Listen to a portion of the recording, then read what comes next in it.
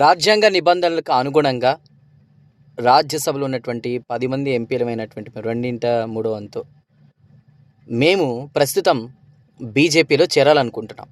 15 ఏళ్ల పాటు పార్టీ కోసం చెమటోడ్చి కష్టపడ్డ, పార్టీ ఎదుగుదలకు ఎంతో కృషి చేశా. ఈ మాటలన్నీ, ఈ వ్యాఖ్యలన్నీ చేసిన వేరెవరో కాదు, ఆమ్ ఆద్మీ పార్టీ నేతగా ఉన్నటువంటి రాఘవ్ చెడ్డా. సో ప్రస్తుతం రాఘవ్ చెడ్డా ఆమ్ ఆద్మీ పార్టీకి రాజీనామా చేయడం, బీజేపీలో చేరుతున్నటువంటి వార్తలు వస్తున్న నేపథ్యంలో కూడా ఈ వ్యాఖ్యలన్నీ కూడా హైలైట్ అవుతున్నాయి. సో 10 మంది ఎంపీలు ఉన్న రాజ్యసభలో మేము బీజేపీలో చేరబోతున్నాం.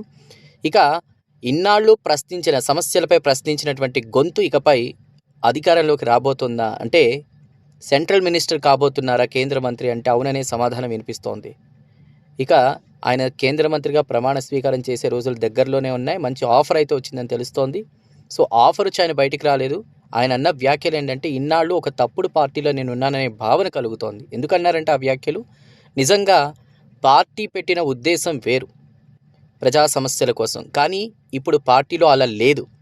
కేవలం స్వప్రయోజనాల కోసం, వ్యక్తిగత ప్రయోజనాల కోసమే పనిచేస్తోంది ఇప్పుడున్నటువంటి ఆమ్ ఆద్మీ పార్టీ. ఇది నాకు ఎంత మాత్రం నచ్చలేదు. డిప్యూటీ ఫ్లోర్ లీడర్గా ఆయన పదవి నుంచి తొలగించిన అనంతరం ఆయన కీలక వ్యాఖ్యలు చేయడం, బీజేపీలో చేరికలు ఇవన్నీ కూడా వస్తున్న సందర్భంగా త్వరలోనే ఆయన కేంద్ర మంత్రి పదవి చేపట్టబోతున్నారు.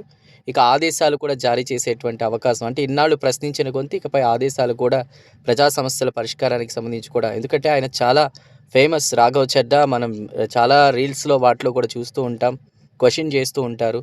ప్రతిదీ కూడా మధ్యతరగతికి సంబంధించినటువంటి ఇష్యూస్ మీద ఎంతో మాట్లాడతారు. అలాంటి నేత ఇకపై అధికారంలోకి, అది కూడా కేంద్ర మంత్రిగా బీజేపీ ప్రభుత్వానికి సంబంధించి కూడా కీలక బాధ్యతలు చేపట్టబోతున్న వార్త ప్రస్తుతం హైలైట్ అవుతున్నటువంటి సందర్భం. చూద్దాం మరి ఏం జరుగుతుందో.